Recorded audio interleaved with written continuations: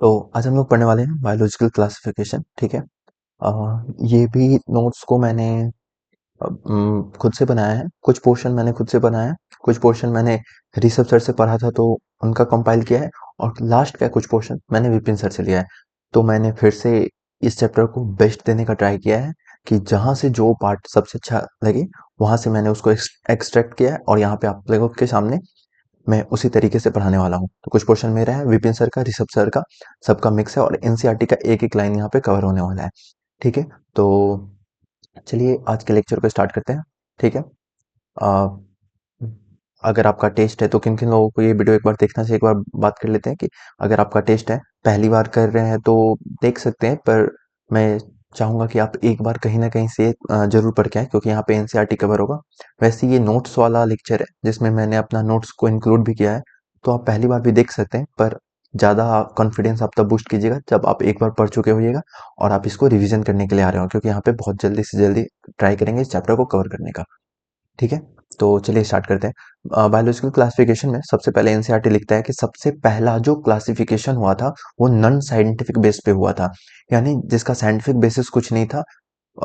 वो सिर्फ based on use और डिसयूज के बेसिस पे पहला क्लासिफिकेशन हुआ था। ठीक है। तो यूज एंड डिसयूज के बेसिस पे, जैसे फूड, शेल्टर और क्लॉथिंग के लिए जो यूज आएगा और जो डिसयूज आएगा, तो किस बेसिस पे हुआ था? यूज और डिसयूज के बेसिस पे हुआ था। और किस चीज, और यूज और डिसयूज किस चीज के लिए? फूड, शेल्टर और क्लॉथिंग के लिए। ठीक है। एरिस्टोटल जो थे पहले व्यक्ति जो थे, एरिस्टोटल पहले आदमी थे जो फर्स्ट साइंटिफिक क्लासिफिकेशन किए थे। ठीक है। एरिस्टोटल ने पहली बार साइंटिफिक क्लासिफिकेशन किया based on simple morphological character, मतलब आंख से जो मॉर्फोलॉजिकल कैरेक्टर हम लोग को दिख सकता है उस बेसिस पे सिंपल क्लासिफिकेशन किया। और प्लांट और एनिमल दो पार्ट में बांट दिया सारे ऑर्गेनिज्म को। ठीक है। प्लांट और एनिमल में बांट दिया। प्लांट में हर्ब, श्रब एंड ट्री को, प्लांट को फिर आगे फर्दर तीन पार्ट में हर्ब, श्रब एंड ट्री में बांटा, और एनिमल को दो पार्ट में, इनाइमा और एनाइमा। इनाइमा मतलब जिसके पास रेड ब्लड हो, जैसे हम लोग के पास रेड ब्लड है तो हम लोग का इनाइमा, और एनाइमा जिसके पास रेड ब्लड नहीं हो, जैसे कि कॉकरोच, उसमें हेमोग्लोबिन नहीं होता है। ए मतलब एब्सेंट, एनाइमा मतलब उसमें उसका रेड ब्लड नहीं है। ठीक है। उसके बाद आए हमारे कैरोलस लिनियस। आपको इनको ऐसे याद रखिएगा कि इनको ना दो शब्द से बहुत प्यार था। ठीक है। इनको दो शब्द से बहुत प्यार था। ये टू किंगडम क्लासिफिकेशन भी दिए थे, और बाइनोमियल यानी बाइनोमियल नोमेनक्लेचर भी दिए थे, जिसमें दो वर्ड से जो मिलकर बनाया हुआ है। ठीक है। तो टू किंगडम क्लासिफिकेशन दिए थे जिसमें इन्होंने फिर से ऑर्गेनिज्म को प्लांटेई और एनिमिलिया के बेसिस पे बांटा, लेकिन प्लांट और एनिमल के बेसिस पे बांटा, लेकिन वो किस चीज पे फोकस की वो देखिए, सेल वॉल पे। और प्लांट में सेल वॉल प्रेजेंट होता है और एनिमल में सेल वॉल नहीं होता है, तो इस बेसिस पे वो प्लांट और एनिमल को दो पार्ट में, ऑर्गेनिज्म को दो पार्ट में बांट दिए। ये डिस्टिंग्विश नहीं कर पाए यूकारियोट एंड प्रोकारियोट के बीच में। ठीक है। ये यूनिसेलुलर और मल्टी सेलुलर के बीच में भी डिस्टिंग्विश नहीं कर पाए। ठीक है। जैसे प्लांटेई में जिसमें सेल वॉल है, जैसे बैक्टीरिया जो कि प्रोकारियोट है, फिर से बहुत सारा अपना क्या कहा जाता है, प्रोटिस्टा, यीस्ट जो कि यूनिसेलुलर है लेकिन यूकारियोट है। ये सबको, ये जो जो मैं बोल रहा हूँ, यीस्ट यूनिसेलुलर है, ये सब क्लियर हो जाएगा। तो सबसे मेन था कि जो कि बैक्टीरिया में सेल वॉल था और वो होते हैं प्रोकारियोट, उसको भी प्लांटेन में डाल दिया था। ठीक है। तो ये यूकारियोट एंड प्रोकारियोट पे के बेसिस पे नहीं था। ठीक है। ये यूनिसेलुलर और मल्टीसेलुलर को भी अलग नहीं कर पाया। जैसे क्लेमाइडोमोनास ये यूनिसेलुलर है, और स्पाइरोगैरा ये एक मल्टीसेलुलर है। तो ये दोनों को जो कि एल्गी में है, इस दोनों को भी डाल दिया गया। ठीक है। उसके बाद फोटोसिंथेसिस एंड नॉन फोटोसिंथेसिस। ठीक है। फोटोसिंथेसिस जैसे ग्रीन एलगी, नॉन फोटोसिंथेसिस जैसे फंगी, सबको प्लांट में डाल दिया। ठीक है। तो मतलब इसका बहुत सारा क्या कहा जाता है, ड्रॉबैक भी था, डिमेरिट भी था लिनियस साहब का, क्योंकि ये बाकी चीज पे गौर ही नहीं किया, सिर्फ सेल वालों के बेसिस पे अगर है तो प्लांटिंग में, और नहीं है तो एनमिलिया में डाल दिए। ठीक है। और ये याद रखिए कि क्लेमाइडोमोनास ये यूनिसेलुलर है, और मल्टीसेलुलर स्पाइरोगैरा। आप जैसे स्पाइरोगैरा का स्ट्रक्चर बचपन में या 10th में अप्रोक्स पढ़े होइएगा कि कंपार्टमेंट टाइप होता था, एक बॉक्स एक बॉक्स एक बॉक्स करके ऐसे स्ट्रक्चर होता था स्पाइरोगैरा का। ठीक है। तो एक मल्टी सेलुलर है, क्लेमाइडोमोनास यूनिसेलुलर है। ठीक है। Green algae photosynthetic fungi none, वो जानते हैं सैप्रोफाइट होता है, डेड एंड डिकेइंग मैटर पे ग्रो करता है। तो ये सबको एक साथ डाल दिए चूंकि सेल वॉल होता है। अब ये था, एनसीईआरटी में ऐसे ही लिखा हुआ है, एनसीईआरटी में इनका क्लासिफिकेशन लिखा हुआ है और इनका ये डिमेरिट लिखा हुआ है। और फिर अलग से अर्लियर क्लासिफिकेशन, यानी सारे पुराने जितने भी क्लासिफिकेशन हुआ था उसका भी डिमेरिट दिया हुआ है। तो ये इस यहाँ से लेके ये सारे टॉपिक को आप डिमेरिट ही समझिएगा, ठीक है, कि अर्लियर क्लासिफिकेशन में क्या क्या डिमेरिट हुआ था। तो डिमेरिट्स ऑफ अर्लियर क्लासिफिकेशन को फिर से एक बार देखते हैं। Bacteria, blue green algae, fungi, mosses, ferns, gymnosperm, angiosperm, सारे को प्लांट में डाल दिया गया था। क्यों? क्योंकि सिर्फ और सिर्फ सेल वॉल की वजह से सबको प्लांट में डाल दिया गया था।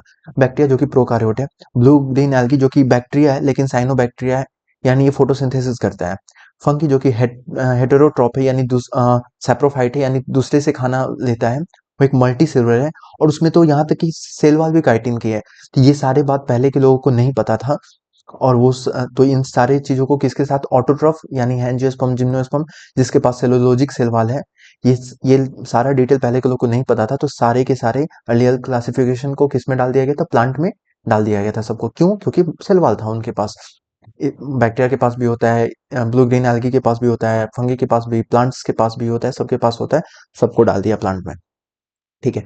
When such characteristic they are considered, अब जब ये प्रोकैरियोट है, इसके में काइटिन का सेल वाल है, इसमें सेलुलोजी का सेल वाल है, जब ये सारे कैरेक्टरिस्टिक कंसीडर होने लगे, लोगों को पता चलने लगा, तो फंगी को क्या किया गया, fungi were placed in separate kingdom. Fungi को एक सेपरेट किंगडम में डाल दिया गया जिसका नाम हुआ किंगडम फंगाई, ठीक है। अब आते हैं और सारे प्रोकारियोट, यानी जितने भी प्रोकारियोट है, आप सेल चैप्टर में पढ़े होंगे, प्रोकारियोट किसे कहते हैं, जिसके पास वेल डिफाइंड न्यूक्लियस नहीं होता है, न्यूक्लियर मेम्ब्रेन नहीं होता है, ठीक है। तो उसको प्रोकारियोट यानी प्रिमिटिव सेल, प्रो मतलब प्रिमिटिव, यानी प्रिमिटिव सेल, जितने भी प्रोकारियोट थे सबको किंगडम मोनेरा में डाल दिया गया। तो प्रोकारियोट कौन से होते हैं, बैक्टीरिया होते हैं ना। तो मोनेरा का सोल मेंबर यानी अकेला मेंबर जो है मोनेरा का, वो सिर्फ बैक्टीरिया है, ठीक है। और सारे यूनिसेलुलर यूकारियोट, और जितने भी यूनिसेलुलर यूकारियोट, मतलब हम लोग में जैसा सेल पाया जाता है उस टाइप का सेल, लेकिन जो यूनिसेलुलर है उसको प्रोटिस्टा में डाल दिया गया, ठीक है। अब आते हैं प्रोटिस्टा के जस्ट नीचे एक एग्जांपल दिया होता है एनसीईआरटी का, कि क्लेमाइडोमोनास एंड कोलेरा, जो कि पहले एल्गी में थे within the plant, because they have cell wall. Chlamydomonas और कोलेरा दोनों के पास सेल वॉल होते हैं, जिसको पहले एल्गी के अंदर, एल्गी में और प्लांट के अंदर ही एल्गी आता है। तो क्लेमाइडोमोनास और कोलेरा को एल्गी में डाल दिया गया, और जो कि प्लांट में है। क्यों? क्योंकि इनके पास सेल वॉल था। तो जब ये किंगडम प्रोटिस्टा बना तो वापस से इन दोनों को प्रोटिस्टा में डाला गया। पैरामीशियम और अमीबा, जो कि अर्लियर क्लासिफिकेशन में एनिमल किंगडम में डाले गए थे, क्यों? क्योंकि इनके पास सेल वॉल नहीं होता है, ये भी वापस से प्रोटिस्टा में आ गए। और प्रोटिस्टा किस बेसिस पे था, कि जितने भी यूनिसेलुलर यूकारियोट है वो प्रोटिस्टा में आ जाएंगे, ठीक है। अब आते हैं आर एच वाइटेकर का बात। आर एच वाइटेकर ने 5 किंगडम क्लासिफिकेशन दिया था, ठीक है। क्राइटेरिया क्या था, यहाँ पे हम लोग ये ट्रिक से याद रखेंगे, ये है ऋषभ सर के द्वारा ये ट्रिक बनाया गया है। मायो, टोटल, रट्टा इन फिजिक्स केमिस्ट्री। हम लोग जैसे बायो तो पढ़ रहे हैं, लेकिन हम लोग बात कर रहे हैं फिजिक्स केमिस्ट्री का। तो मारो, टोटल, रट्टा इन फिजिक्स केमिस्ट्री, ठीक है। एम फॉर क्या होगा, mode of nutrition. T for क्या होगा, थैलस ऑर्गेनाइजेशन। आर फॉर क्या होगा, रिप्रोडक्शन। पी फॉर क्या होगा, फाइलोजेनेटिक रिलेशनशिप। और सी फॉर क्या होगा, सेल स्ट्रक्चर। तो मारो, टोटल, रट्टा इन फिजिक्स केमिस्ट्री, ये ट्रिक होगा। कि आर एस वाइटेकर जो 5 किंगडम क्लासिफिकेशन दिए थे वो किस क्राइटेरिया, किस बेसिस पे दिए थे। तो किंगडम का नाम क्या है, मोनेरा, प्रोटिस्टा, फंगाई, प्लांटेई और एनिमेलिया। ये सीक्वेंस में याद रखिएगा कि मोनेरा जो है, मोनेरा क्या है कि प्रोकारियोट है, प्रोटिस्टा क्या है, यूकारियोट है, फंगी, फिर फंगी, यहाँ से देखिए मोनेरा को एनसीईआरटी में एक पिक्चर दिया होगा, सारे के क्लासिफिकेशन का एक पिक्चर दिया हुआ है, ठीक है। तो उसमें आप उससे आप समझ सकते हैं मोनेरा जो कि सबसे पहले क्या है, यूनिसेलुलर है और प्रोकारियोट है, तो इसको अलग कर दिया गया। बाकी जितना भी बच गया ये सारे क्या है, यूकारियोट, और यूकारियोट में भी जो यूनिसेलुलर है उसको प्रोटिस्टा में डाल दिया गया। फिर ये सारे बच गए यूकारियोट। अब यूकारियोट में जिसमें सेल वाल है उसको अलग किया गया, यानी फंगी और प्लांटेई को अलग किया गया, और एनिमेलिया जिसमें सेल वॉल नहीं है इसको अलग किया गया। अब फंगी और प्लांटेई में डिफरेंस निकाला गया, कि जो हेटेरोट्रॉफ है उसको अलग किया गया, यानी फंगी को अलग किया गया, और प्लांटेई जो कि ऑटोट्रॉफ है इसको अलग किया गया। यानी एक ओवरऑल मैंने मुंह से ही बता दिया कि कैसे बेसिस हुआ था, ये आप उस डायग्राम से आप पढ़ सकते हैं, मैं उसको लाना भूल गया। लेकिन एक्चुअली वो सारा बात यही लिखा हुआ है जो मैंने अभी अपने मुंह से बोल दिया, आप उसको, सिंपल है, टेबल टेबल है, आप उससे कर लीजिएगा। 3 डोमेन सिस्टम, ठीक है। 3 डोमेन सिस्टम भी आया था 5 किंगडम क्लासिफिकेशन के बाद, जो कि मोनेरा को 2 डोमेन में बांट देता है। किस बेसिस पे, ये एनसीईआरटी पे नहीं है लेकिन आप नॉलेज के लिए रख सकते हैं। 16 एस आरएनए, बहुत सारे टाइप के आरएनए होते हैं, तो 16 एस आरएनए के बेसिस पे मोनेरा को 2 डिवाइड में बांटा गया, आर्की बैक्टीरिया और यू बैक्टीरिया। ठीक है, 3 डोमेन सिस्टम में। और मोनेरा को 2 पार्ट में बाँटा गया और बचा हुआ जितना भी था प्रोटिस्टा से एनिमलिया तक, सारे को जो यानी जितना भी लिविंग ऑल यूकारियोट, जो कि यूकारियोट मोनेरा में क्या है प्रोकारियोट, तो मोनेरा को 2 पार्ट में बाँट दिया गया और बचा हुआ जितना भी यूकारियोट है उसको थर्ड डोमेन में डाल दिया गया। ठीक है, थर्ड डोमेन में, जिस और इसी को सिक्स किंगडम क्लासिफिकेशन कहते हैं। ठीक है, इसी को 3 डोमेन सिस्टम को ही सिक्स किंगडम क्लासिफिकेशन भी कहते हैं। ठीक है, मोनेरा को आर्कीबैक्टीरिया और यूबैक्टीरिया में बाँटा और बाकी सारे यूकारियोट को थर्ड डोमेन में डाल दिया। तो कितना डोमेन हो गया? 1, 2 और थर्ड डोमेन, यानी टोटल 3 डोमेन हो गया और उसी को सिक्स किंगडम क्लासिफिकेशन भी कहते हैं। ठीक है, अब आते हैं किंगडम मोनेरा पे। ठीक है, किंगडम मोनेरा का अकेला मेंबर, सोल मेंबर जो है वो बैक्टीरिया है और ऑलमोस्ट फाउंड एवरीवेयर, हर जगह पाया जाता है। ठीक है, they also live in extreme habitat. ये मतलब इसमें वर्ड यूज किया गया है कॉस्मोपॉलिटन। ठीक है, कि ये कहीं भी पाए जा सकते हैं। ठीक है, और यहाँ तक कि एक्सट्रीम हैबिटेट एकदम मतलब जहाँ पे टेम्परेचर बहुत ज्यादा है, एसिड वाला माहौल है, वहां भी ये पाए जा सकते हैं। ठीक है, तो उसके बाद बैक्टीरिया को यहाँ पे 4 टाइप में डिवाइड किया गया उसके शेप के बेसिस पे। कोकस यानी कोकाई, यानी स्फेरिकल बॉल लाइक है तो कोकाई। ठीक है, और रॉड शेप है तो बैसिलस। ठीक है, और स्पाइरल, स्पाइरल शेप है यानी स्प्रिंग शेप है तो स्पाइरिला, और कॉमा शेप है तो विब्रियो। ठीक है, कॉमा शेप है तो विब्रियो। ठीक है, अब मोनेरा के बारे में एक बात एनसीईआरटी लिखता है जो कि बहुत इंपॉर्टेंट लाइन है, जो कि इस पे क्वेश्चन आ सकता है कि मोनेरा जो है स्ट्रक्चर में तो बहुत सिंपल होता है लेकिन बिहेवियर उसका बहुत कॉम्प्लेक्स है। अब कॉम्प्लेक्स बिहेवियर कैसे है, तो उस पे लिखता है एनसीईआरटी कि मोस्ट एक्सटेंसिव मेटाबॉलिक डाइवर्सिटी। इसके अंदर जो मेटाबॉलिक डाइवर्सिटी है वो बहुत टाइप का है। कैसे? तो इसमें हेटेरोट्रॉप भी है और ऑटोट्रॉप भी है। अब ऑटोट्रॉप है तो उसमें लाइट से यूज कर रहा है या केमिकल का यूज कर रहा है, और हेटेरोट्रॉप है यानी दूसरे से खाना ले रहा है तो दूसरे पे बैठ के खाना ले रहा है या फिर सड़े हुए से खाना ले रहा है। तो मतलब इसमें बहुत ज्यादा डाइवर्सिटी है। ठीक है, इसीलिए इसका बिहेवियर कॉम्प्लेक्स बताया गया है। जैसे ऑटोट्रॉप है तो ऑटोट्रॉप में लाइट को यूज करके खाना बना रहा है या केमिकल को यूज करके खाना बना रहा है। हेटरोट्रॉफ है या वो डिकम्पोजर है, सरे पे बैठ के खाना खा रहा है, या पैरासाइट है किसी जिंदा आदमी पे बैठ के वो पैरासाइट की तरह उससे खाना फूड ले रहा है। ठीक है, तो इसमें बहुत ज्यादा डाइवर्सिटी है। ठीक है, तो अब मोनेरा को 2 पार्ट में बांटा गया था, जैसे आर्कीबैक्टीरिया और यूबैक्टीरिया हम लोग देखे ही। थर्ड डोमेन सिस्टम में भी हम लोग देखे कि मोनेरा को 2 पार्ट में हम लोग बांटते हैं। ठीक है, मोनेरा को 2 पार्ट में बांटते हैं।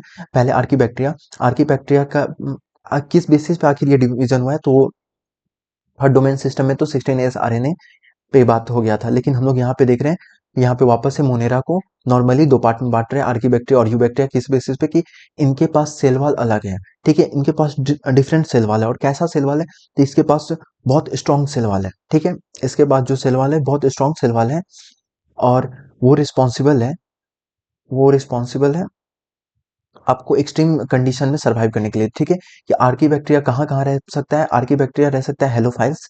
ठीक है, हेलोफाइल्स मतलब सैल्टी एरिया में रह सकता है। थर्मो एसिडोफाइल्स यानी हॉट स्प्रिंग जिसका पीएच बहुत कम है यानी एसिडिक है, थर्मो एसिडोफाइल्स यानी एसिडिक इन्वायरमेंट में भी रह सकता है। मिथेनोजन यानी मार्सी एरिया, या फिर गट्स ऑफ रूमिनेंट यानी काउ, ये सब के गट में भी पाया जा सकता है। यानी ये आर्की बैक्टीरिया ऐसे हैं कि कहीं भी पाए जा सकते हैं, हेलोफाइल से, थर्मो एसिडोफाइल से, मिथेनोजन से, ये कहीं भी पाए जा सकते हैं। और आखिर ये सारा एडवांटेज इनको मिला कैसे, क्योंकि इनका सेल वॉल डिफरेंट है, जो कि इनको मदद करता है एक्सट्रीम कंडीशन में रहने में, इनको मदद करता है। ठीक है,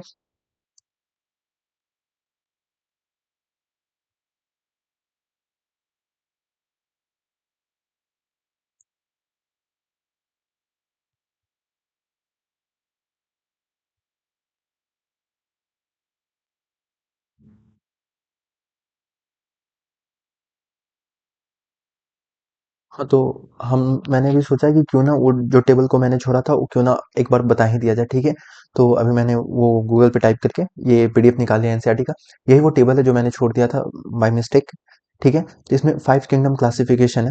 देखिए, सबसे पहले इनको 2 पार्ट में डिवाइड किया। मोनेरा को अलग कैसे किया गया, प्रोकारियोटिक होने के कारण मोनेरा को सबसे पहले अलग किया। बाकी अब सारा क्या है, यूकारियोट। अब यूकारियोट से प्रोटिस्टा कैसे हो गया, क्योंकि ये सेलुलर है यानी यूनिसेलुलर है, मतलब सिर्फ एक सेल से बना हुआ है। बाकी सारे में क्या है, मल्टी सेलुलर, नहीं तो ऑर्गन टिश्यू ये सब है। ठीक है, तो इससे प्रोटिस्टा को अलग कर दिया गया। ठीक है, अब फंगी और प्लांटी और एनिमिलिया को कैसे अलग किया गया, तो सबसे पहले यहाँ पे देखा गया कि जिसमें सेल वॉल प्रेजेंट है उसको अलग करो। सेल वॉल फंगी और प्लांटेई में प्रेजेंट था, एनिमिलिया में एब्सेंट था, तो एनिमल को अलग कर दिया गया। अब फंगी और प्लांटेई बचा हुआ, तो इन दोनों में कैसे डिफ्रेंशिएट किया गया, इन दोनों में ऐसे कि ये हेटेरोट्रॉफिक है और ये ऑटोट्रॉफिक है, तो इससे फंगी और प्लांटेई को अलग कर दिया गया। एक इंपॉर्टेंट लाइन था यहाँ पे कि मोनेरा का जो सेल वॉल होता है वो पॉलीसैकेराइड प्लस अमाइनो एसिड से बनता है। ये नॉन सेलुलोजिक होता है। एक इंपॉर्टेंट लाइन है, याद रखिएगा। ये फंगी तो पढ़ने वाले हैं कि फंगी में काइटिन से, प्लांटे में सेलुलोज का, और प्रोटिस्टा में किसी में होता है किसी में नहीं होता है सेल वॉल, सब पढ़ेंगे। लेकिन मोनेरा में जो होता है ये आपका पॉलीसैकेराइड प्लस अमाइनो एसिड यानी नॉन सेलुलोजिक है, ठीक है। और मोड ऑफ न्यूट्रिशन जो भी हम लोग पढ़ रहे थे बहुत टाइप का पाया जाता है, ठीक है। अब वापस आ जाते हैं हम लोग अपने, ठीक है। तो अब हम लोग यहाँ पे पढ़ रहे थे कि आर्किबैक्टीरिया एक्सट्रीम कंडीशन में पाया जाता है कि वो उसके सेल वॉल के स्ट्रक्चर होने के कारण, वैसा स्ट्रक्चर होने के कारण। अब आते हैं हम लोग ट्रू बैक्टीरिया पे, ठीक है। ट्रू बैक्टीरिया को दो पार्ट में बांटा गया है, ठीक है। ट्रू बैक्टीरिया को यू बैक्टीरिया को ट्रू बैक्टीरिया कहते हैं, और इसको दो पार्ट में बांटा गया, ऑटोट्रॉफ और हेटरोट्रॉफ। ऑटोट्रॉफ मतलब जो खुद से खाना बनाते हैं, जिस जैसे कि और हेटरोट्रॉफ मतलब जो दूसरे से खाना पैरासाइट या डिकम्पोजर बन के ले लेते हैं, जैसे कि यहाँ पे हम लोग उसको डिवीजन भी किए थे यहाँ पे, हेटरोट्रॉफ को दो पार्ट में और ऑटोट्रॉफ को भी दो पार्ट में, ठीक है। तो ऑटोट्रॉफ फोटोसिंथेसिस हो सकता है, यानी लाइट का यूज करके खाना बना सकता है, और केमोसिंथेटिक मतलब केमिकल का यूज करके खाना बनाएगा। तो फोटोसिंथेटिक यू बैक्टीरिया कौन कौन से है? साइनोबैक्टीरिया, जिसको ब्लू ग्रीन एल्गी भी कहते हैं। उसके बाद जिस इसमें क्या होता है, क्लोरोफिल ए पाया जाता है, जो कि हायर प्लांट में भी क्लोरोफिल ए पाया जाता है, क्योंकि फोटोसिंथेसिस करना है तो इनको क्लोरोफिल ए का बहुत जरूरी है, क्योंकि उसके बिना नहीं हो पाएगा। ये यूनिसेलुलर हो सकते हैं, कॉलोनियल भी हो सकते हैं, और फिलामेंटस भी हो सकते हैं, ये कैसा भी हो सकते हैं, ठीक है। ये fresh water, marine water, terrestrial algae, terrestrial algae, ये कहीं भी मतलब ये कहीं भी पाए जा सकते हैं, ठीक है। यहाँ पे एल्गी बाय मिस्टेक लिखा गया है, सॉरी, ठीक है। ये कहीं भी पाए जा सकते हैं, ठीक है। और ये सराउंडेड होते हैं किस चीज से, जेलेटिनियस और म्यूसिलेजिनस सीट, ठीक है। जो कि एनसीईआरटी में आप लोगों को दिख रहा होगा, एक स्ट्रक्चर ऐसा टेढ़ा मेढ़ा करके दिया हुआ है, जिसमें उसमें साइड में पैराग्राफ में तो जेलेटिनस, लेकिन फिगर में म्यूसिलेजिनस लिखा हुआ है, ठीक है। तो दोनों का मतलब सेम ही है, जेलेटिनियस या म्यूसिलेजिनस सीट से घिरा होता है, ठीक है। उसके बाद वो एल्गम ब्लूम भी फॉर्म कर सकता है पॉल्यूटेड वाटर बॉडीज में। पॉल्यूटेड वाटर बॉडीज में एल्गल, सॉरी एल्गल ब्लूम कह रहे हैं कि ब्लूम यानी बहुत ज्यादा मात्रा में भी हो सकता है। ब्लूम मतलब होता है फैलना, ठीक है। जैसे एल्गी फैल जाता है तो उसको एल्गल ब्लूम कहते हैं, ठीक है। और इसमें से फोटोसिंथेटिक बैक्टीरिया में से कुछ ऐसे होते हैं जो नाइट्रोजन को फिक्स कर सकते हैं अपने, उनके पास स्पेशल सेल होता है, उसको हेटेरोसिस्ट बोला जाता है। जैसे कि नॉस्टॉक और एनाबेना में नॉस्टॉक और एनाबेना में स्पेशल सेल पाए जाते हैं हेटेरोसिस्ट, जिसकी मदद से वो लोग एनवायरनमेंट के में नाइट्रोजन जो गैस प्रेजेंट है उसको फिक्स कर सकते हैं, ठीक है। अब आते हैं कीमोसिंथेटिक पे। ये ऐसे ये भी ऑटोट्रॉफ है, खुद का खाना खुद ही बनाते हैं, लेकिन केमिकल का यूज करके। ये क्या करते हैं, इनऑर्गेनिक सब्सटेंस को ऑक्सीडाइज करते हैं और एटीपी का प्रोडक्शन कहते हैं। इनऑर्गेनिक सब्सटेंस कैसा, नाइट्रेट, नाइट्राइट, अमोनिया। और ये ऑल्सो न्यूट्रिएंट्स का रिसाइकल में भी मदद करते हैं, जैसे कि nitrogen, phosphorus, iron and sulphur, ठीक है। अब आते हैं हेटरोट्रॉफ। हेटरोट्रॉफ जो होते हैं मोस्ट अबंडेंट होते हैं, ये सबसे ज्यादा, ऑटोट्रॉफ से ज्यादा नंबर में होते हैं हेटरोट्रॉफ, ठीक है। ये significant impact on human affair, हम लोग में पॉजिटिव और निगेटिव दोनों टाइप का इम्पैक्ट हम लोग में मदद करते हैं। जैसे कर्ड मेकिंग भी करते हैं, और उसके बाद नाइट्रोजन को फिक्स भी कर सकते हैं, और एंटीबायोटिक में भी मदद करते हैं।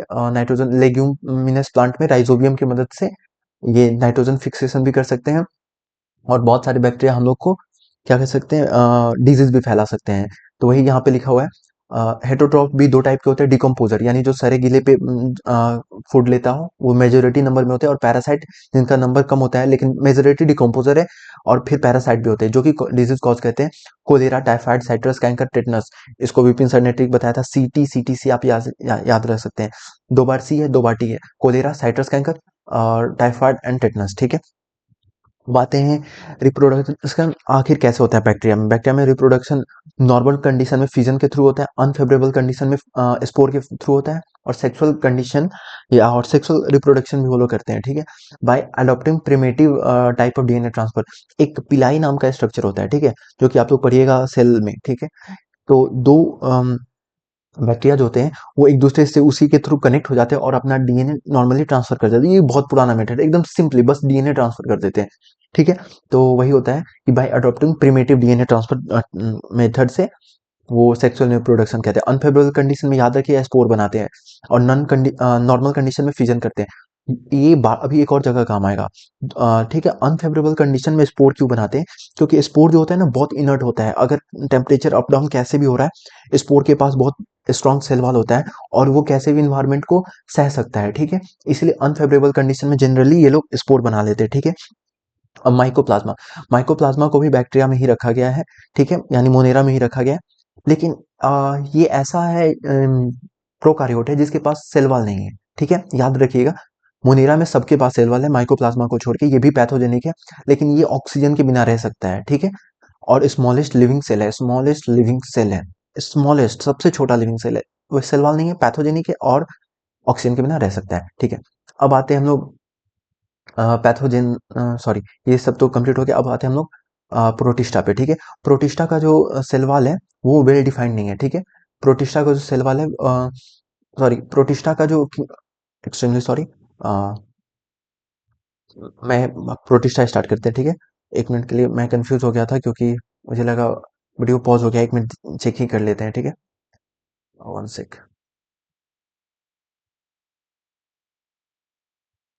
ठीक है। वीडियो पॉज नहीं हुआ था, सही है। तो हम लोग आते हैं किंगडम प्रोटिस्टा। किंगडम प्रोटिस्टा बोला गया कि चूंकि हम लोग अब प्रोकारियोट को हटा चुके हैं, यूकारियोट बचा हुआ था, ठीक है। अब यूकारियोट बहुत ज्यादा नंबर में होते हैं, ठीक है। यूकारियोट यूनिसेलुलर, बहुत उसका नंबर बहुत ज्यादा है, तो इसके पास वेल डिफाइंड बाउंड्री नहीं है। मतलब जितना भी यूकारियोट यूनिसेलुलर है सबको इसमें डालता, मतलब साइंटिस्ट लोग सबको इसी में डाल दिया। बहुत सारे तो अभी भी डिस्कवर होना बाकी है, बहुत सारे क्योंकि यूनिसेलुलर ऑर्गेनिज्म को ढूंढना मुश्किल होता है, तो बहुत सारा अभी भी अनडिस्कवर्ड है, ठीक है। तो इसका बाउंड्री जो है एनसीईआरटी कहता है वेल डिफाइंड नहीं है, ठीक है। इसको पांच पार्ट में बांटा गया है, ठीक है। क्राइसोफाइट्स, ठीक है। उसके बाद डाइनोफ्लेजिलेट्स, यूग्लेनोइड्स, स्लाइम मोल्ड, और फिर से लास्ट है अपना प्रोटोजोआ, ठीक है। इसको पांच पार्ट में बांटा गया है, ठीक है। अभी हम लोग पढ़ेंगे भी। अरे यार, ये बार बार ये प्रॉब्लम कर रहा है, सॉरी। हाँ, तो ये पांच पार्ट में बांटा गया है, ठीक है। तो प्रोटिस्टा के याद क्या क्या रखना है, प्रोटिस्टा के पास वेल डिफाइंड बाउंड्री नहीं होते हैं। इसको पांच पार्ट में बांटा गया है। और सबसे इंपॉर्टेंट बात कि प्रोटिस्टा प्राइमरी इक्वेटिक होते हैं, ठीक है। लेकिन ये बाकी सारे किंगडम से लिंक करते हैं, ठीक है। This kingdom form link with other, यानी प्लांट, एनिमल और फंगाई, ये सारे के बीच में। यानी मोनेरा तो पहले साइड हट गया। अब प्रोटिस्टा से यूकारियोट एनिमल स्टार्ट हो गया है, ठीक है। यानी यूकारियोट एनिमल प्रोटिस्टा से स्टार्ट हो गया है, तो प्रोटिस्टा के बाद फंगी, एनिमेलिया, प्लांट, जितना भी आएगा सबसे ये लिंक प्रोवाइड करता है, ठीक है। इंपॉर्टेंट लाइन है, एग्जाम में स्टेटमेंट में पूछ सकता है, ठीक है। अब आते हैं क्राइसोफाइट्स। जो सबसे पहला टाइप है प्रोटिस्टा का, क्राइसोफाइट, डाइनोफ्लेजिलेट, यूग्लेनोइड, साइम मोल्ड, प्रोटोजोन है, ठीक है। तो क्राइसोफाइट सबसे पहले पता है। क्राइसोफाइट से आप लोग को सबसे पहले आप लोग को याद रखना होगा कि इसमें डायटम्स एंड गोल्डन एल्गी, जिसको डेस्मिड्स भी बोला जाता है, ये मिलते हैं। क्राइसोफाइट्स में क्या मिलते हैं, डायटम और डेस्मिड्स, जिसको गोल्डन एल्गी भी कहते हैं। गोल्डन एल्गी याद कर लिए, diatom and desmid, diatom and desmid, desmid को गोल्डन एल्गी भी कहते हैं, ठीक है। अब क्राइसोफाइट से आप लोग एक जैसे ट्रिक है, जो कि मैंने ग्रुमा जो मैम है, जो फेमस है ग्रुमा नाम से, उनसे मैंने सीखा था कि क्राइसोफाइट्स को आप ऐसे याद कर सकते हैं, ये बहुत ज्यादा रोतरू है, मतलब बार हर बात में रोता है, ठीक है। ये बार बार बहुत ज्यादा रोता है। और लेकिन ये रोता क्यों है, ये रोता है इसलिए क्योंकि ये फोटोसिंथेसिस है। मतलब ये फोटोसिंथेसिस कर सकता है, और फोटोसिंथेटिक सिंथेसिस कर सकता है, इसीलिए ये सी में, यानी समुद्र, ये समुद्र में पाया जाता है, ठीक है। और समुद्र में सारे लोग इसी को कहते हैं, ये एक ट्रिक है, आप माइंड में बैठाने के लिए एक ट्रिक से याद कर सकते हैं कि क्राइसोफाइट्स फ्रेश और मरीन वाटर, यानी हर जगह पाया जाता है, हर जगह पाया जाता है। और चूंकि ये फोटोसिंथेटिक है, यानी ये फोटोसिंथेसिस कर सकता है, इसलिए सारे लोग मिलके इसी से खाना बनवाते हैं।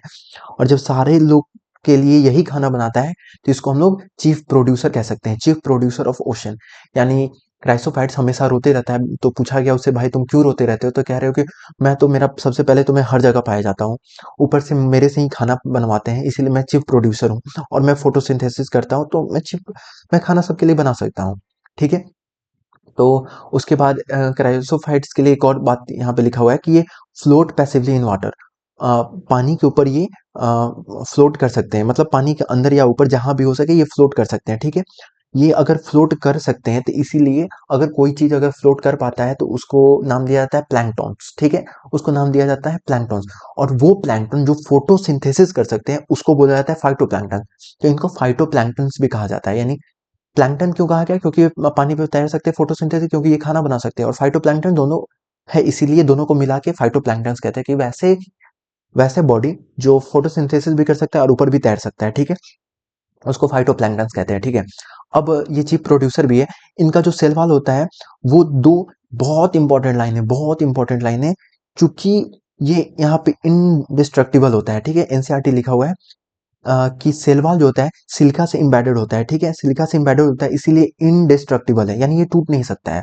लेकिन लोग माइंड में मिसकंसेप्शन बैठा लेते हैं कि अगर ये टूट नहीं सकता है तो ऑप्शन में गलती से भी अगर थिक लिख दिया टू थिक ओवरलैपिंग सेल तो आप कंफ्यूज कर जाइएगा। लेकिन याद रखिएगा दो थिक नहीं है, thin, too thin overlapping cell से ये मिलके बना हुआ है, सोप लाइक बॉक्स है और उसी पे सिलिका एम्बेडेड है, ठीक है। याद रखिए थिन सेल है। सेल वॉल कैसे बना हुआ है, टू थिन सेल ओवरलैप किए हुए हैं जिसमें सिलिका एम्बेडेड है, सोप लाइक बॉक्स है। और चूंकि इन पे सिलिका एम्बेडेड है तो बहुत ज्यादा ग्रिटी होते हैं, ठीक है। ये ग्रिटी होने की वजह से इसको polish filtration of oil and syrup में भी यूज किया जाता है, ठीक है। और चूंकि इसमें सिलिका एम्बेडेड होता है ये इंडेस्ट्रक्टिबल होते हैं, यानी ये टूट नहीं सकते हैं। तो ये जब मर जाते हैं तो अपना सेल वॉल समुद्र के बेसिस नीचे ये छोड़ के चला जाते हैं, इनका सेल वॉल डिपॉजिट कर जाता है। और बहुत ज्यादा जैसे मरेंगे तो उनका सेल वॉल डिपॉजिट होते चला जाएगा और समुद्र के नीचे वो डायटोमिसियस अर्थ बना लेते हैं, ठीक है। यानी डायटोमिसियस अर्थ कहने का मतलब उस जमीन पे सिर्फ उनका सेल वॉल फैला हुआ है तो उसको डायटोमिसियस अर्थ कहते हैं, ठीक है। तो ये अपना हो गया, ठीक है। अब आते हैं हम लोग डाइनोफ्लेजिलेट्स। डाइनोफ्लेजिलेट्स मोस्टली मरीन होते हैं और फोटोसिंथेटिक होते हैं। ये कहाँ थे, ये सब जगह पाए जाते हैं। इसलिए तो रो रहे थे क्योंकि मैं ऊपर से हर जगह पाया जाता है, मेरे से फोटोसिंथेसिस भी होता है तो सब मिलके मुझसे खाना बनाते हैं, इसलिए मैं चीप प्रोड्यूसर हूँ, ठीक है। लेकिन ये मोस्टली मरीन पे पाया जाता है, यानी मोस्टली मरीन पे पाया जाता है और ये भी फोटोसिंथेसिस है, ठीक है। ये yellow green brown blue red किसी भी टाइप का हो सकते हैं, ठीक है। डिपेंड करता है कि उनके अंदर पिगमेंट कौन सा है, ठीक है। इनका जो सेल वाल है ये स्टिफ सेलुलोजिक प्लेट से बना हुआ है। इनका जो सेल वाल है ये स्टिफ है, पुराना वाला थिन था लेकिन ये स्टिफ है, ये बहुत मजबूत है, ठीक है। पुराना वाला भी मजबूत था लेकिन इसमें स्टिफ वर्ड यूज किया गया, पता है ना एनसीईआरटी के लाइन से क्वेश्चन आता है तो इसमें स्टिफ, ये बहुत स्टिफ है, ठीक है। ऊपर से ये किसी भी कलर का हो सकता है, ठीक है। ये मोस्टली मरीन है और फोटोसिंथेटिक है, इनके cell wall stiff cellulosic plate से बने हुए हैं, ठीक है। और ये जो आपको स्पेस दिख रहा है ये फरो, इसको फरो बोला जाता है, ठीक है। और इनके पास दो फ्लैजिला होता है, एक लॉन्गिट्यूडनल और एक ट्रांसवर्स, ठीक है। ट्रांसवर्स फ्लैजिला जो होता है ये फरो से ही पास हो रहा है। ये फरो जो दो सेल वॉल के वॉल बिटवीन वॉल प्लेट के बीच में है फरो, और उसी बीच में एक ट्रांसवर्स फ्लैजिला भी है और एक लॉन्गिट्यूडनल फ्लैजिला है, यानी इनके पास दो फ्लैजिला होते हैं। स्टिफ सेलुलोजिक प्लेट से सेल वॉल बना हुआ है, फोटोसिंथेटिक है, मरीन में पाए जाते हैं, किसी भी टाइप के होते हैं, पिगमेंट पर डिपेंड करते हैं, ठीक है। बस जो जो अंडरलाइन क्या हुआ है, जो जो यहाँ पे लिखा हुआ है उसी को आपको पढ़ना है। एक रेड डाइनोसाइजिलेट का एग्जांपल है जिसको गोनी ओलेक, जो कि रेड कलर का होता है। ये इतने रैपिड मल्टीप्लिकेशन कर पाता है कि समुद्र में ये जहां पे भी पाया जाता है वहां पे रेड सी हो जाता है, वहां का रेड सी जो है एकदम रेड हो जाता है, जिसको रेड टाइड भी कहा जाता है, ठीक है। अब डाइनोफ्लेजिलेट्स आप याद रखिएगा कि ये डाइन है, मतलब डाइन है, चुड़ैल टाइप है। तो ये टॉक्सिन रिलीज करेगी और ऐसा टॉक्सिन रिलीज करेगी कि ये यहाँ तक कि बहुत सारे मरीन एनिमल्स को मार भी सकती है, ठीक है। बहुत सारे मरीन एनिमल को मार भी सकती है, ठीक है। अब आते हैं यूग्लेनॉइड पे। गोनियोल एक एग्जांपल है, याद रखिए। अब आते हैं यूग्लेनॉइड में। अब ये फ्रेश वाटर में पाया जाता है। देखिए हम लोग कैसे मूव कर रहे हैं, सबसे पहले क्राइसोफेट्स ऐसा ऑर्गेनिज्म पर है जो हर जगह पाया जाता है, ठीक है। उसके बाद है डायनोफ्लेजिलेट जो सिर्फ समुद्र में पाया जाता है, यानी हर जगह से अब समुद्र पे आ रहे हैं, समुद्र से अब फ्रेश वाटर में चले गए, यानी यूग्लेनॉइड सिर्फ फ्रेश वाटर, और फ्रेश वाटर से फिर धीरे धीरे लैंड पे चले जाएंगे, ठीक है। अब majority of them fresh water में पाया जाता है, ठीक है। ऑर्गेनिज्म फाउंड इन स्टैग्नेंट, और वैसा फ्रेश वाटर जो कि स्थिर हो, स्टैग्नेंट हो, ठीक है। इसमें सेल वॉल के बदले एक प्रोटीन का लेयर पाया जाता है जिसको पेलिकल कहते हैं, ठीक है, जिसको पेलिकल कहते हैं। और यूग्लेनॉइड अगर ये भी फोटोसिंथेटिक है, ठीक है। अगर सनलाइट प्रेजेंट है तो फोटोसिंथेसिस करेगा, और सनलाइट अगर एब्सेंट है तो हेटरोट्रॉफ बन जाएगा और प्रेडेटिंग करना स्टार्ट कर देगा। यानी यूग्लेनॉइड प्रेडेटर भी और फोटोसिंथेटिक भी है। सनलाइट होगा तो फोटोसिंथेसिस करेगा, नहीं तो ये हेटरोट्रॉफ की तरह प्रेडेटर बन जाएगा, ठीक है। इसके पास भी दो फ्लैजिला होता है, लेकिन एक होता है लॉन्ग और एक होता है शॉर्ट, एक छोटा सा होता है एक बड़ा सा होता है। शॉर्ट एंड लॉन्ग फ्लैजिला होता है, ठीक है, दो फ्लैजिला होता है। और सबसे इंपॉर्टेंट बात है कि ये जो है यूग्लिनॉइड के पास जो पिगमेंट होते हैं, फोटोसिंथेटिक पिगमेंट जो होते हैं, वो हायर प्लांट से मैच करते हैं। पूछ सकता है कौन सा ऐसा प्रोटिस्ट है जिसका पिगमेंट हायर प्लांट से मैच कर सकता है, तो आप यूग्लिनॉइड कहिएगा, ठीक है।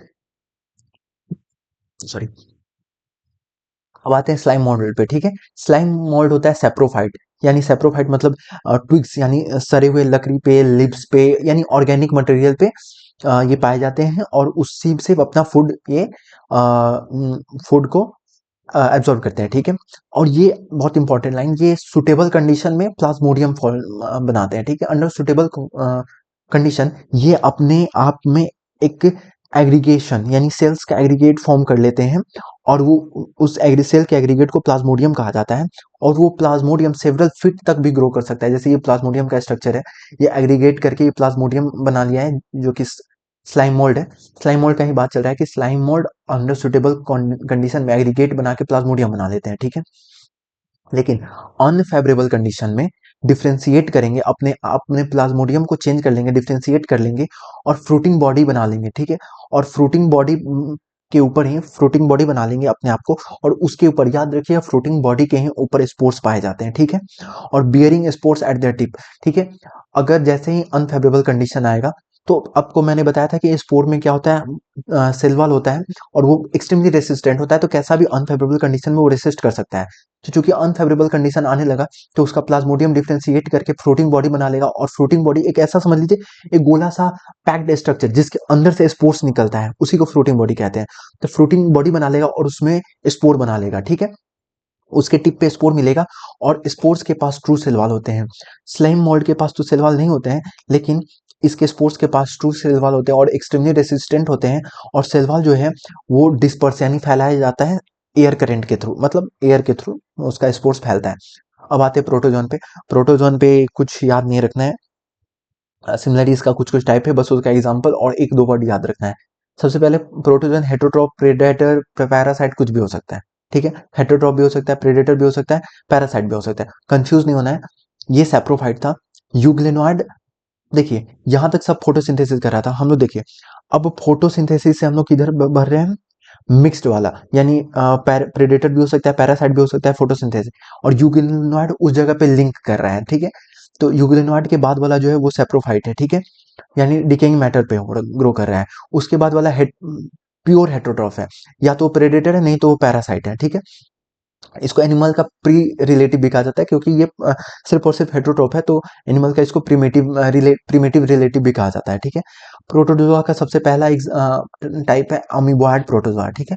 अमीबॉयड प्रोटोजोआ सबको पता है कि इसके पास स्यूडोपोडिया होता है, जिसको फर्स्ट फीड कहा जाता है, जिससे ये अपने अंदर खाना लेता है, बचपन से सब कोई पढ़ के आ रहे हैं, ठीक है। लेकिन उसको उसका एग्जाम्पल अमीबा हो गया, ठीक है। लेकिन वैसा अमीबा जो मरीन में पाया जाता है, ठीक है, तो मरीन फॉर्म ऑफ अमीबा के पास सिलिका का सेल होते हैं, ठीक है। जैसा अभी हम लोग पढ़ा, आप लोग रिलेट कर सकते हो उससे, कि वैसा अमीबा जो मरीन में पाया जाता है उसके पास सिलिका का सेल होते हैं, और उसको एंटा अमीबा एंटा अमीबा उसको बोला जाता है। तो अमीबॉइड का दो एग्जांपल, अमीबा और एंटा अमीबा, ठीक है। अब फ्लैजिलेटेड प्रोटोजोआ, ठीक है, इसके पास फ्लैजिला होता है, इसी के लिए तो फ्लैजिलेटेड प्रोटोजोआ है। इसका एग्जाम्पल हो गया ट्राइपैनोसोमा, जो कि एक डिजीज कॉज करता है स्लीपिंग सिकनेस, ठीक है। अब आते हैं सिलिएटेड प्रोटोजोआ। इसका नाम ही है सिलिएटेड, यानी ये थाउजेंड ऑफ सिलिया अपने ऊपर बियर करेगा, यानी अपने ऊपर रख प्रेजेंट रहता है थाउजेंड ऑफ सिलिया। और उसका एग्जांपल हो गया पैरामीशियम। अब देखिए ये हुआ पैरामीशियम का स्ट्रक्चर। एक वहां पे आउटर पोर होता है जिसको गलेट कहा जाता है, जो कि आउटसाइड इन्वायरमेंट को इनर इन्वायरमेंट से कनेक्ट करता है, ठीक है। तो वही कह रहा है कि पैरामीशियम जिसके पास थाउजेंड्स ऑफ सिलिया होता है, और यही जो ये जो छोटा छोटा छोटा छोटा छोटा एक स्ट्रक्चर दे रहा है, यही सिलिया है, थाउजेंड बहुत नंबर सिलिया होता है, ठीक है। और इसके पास एक कैविटी होता है जिसको गलेट कहा जाता है, जो कि आउटसाइड सेल के आउटर सरफेस पे ये प्रेजेंट रहता है, और वहां पे ओपन होता है, जिससे ये लोग फूड को अंदर गलेट के थ्रू ही ले पाते हैं। अब आते हैं स्पोरोजोन। स्पोरोजोन में आप लोग पढ़े होंगे कि प्लाज्मोडियम, जो कि मलेरियल पैरासाइट है, जो कि हम लोग को ट्वेल्थ क्लास के ह्यूमन हेल्थ एंड डिजीज में भी पढ़ना है। इसका जो इंपॉर्टेंट लाइन यहाँ पे क्या है कि इसका जो इन्फेक्टियस स्टेज होता है वो स्पोर वाला स्टेज होता है, ठीक है।